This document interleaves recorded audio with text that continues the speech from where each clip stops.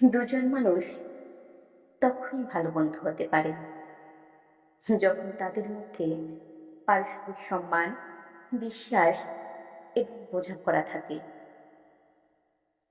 সত্যিকারের বন্ধুত্ব গড়ে ওঠে যখন একজন অপরজনের সুখে দুঃখে পাশে থাকে এবং নিঃস্বার্থভাবে একে অপরকে সাহায্য করে।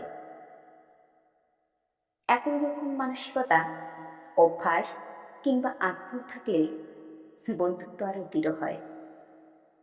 তবে ভিন্নতা থাকা সত্ত্বেও যদি দুজন একে অপরকে মেনে নিতে পারে, তবুও বন্ধুত্ব গভীর হতে পারে।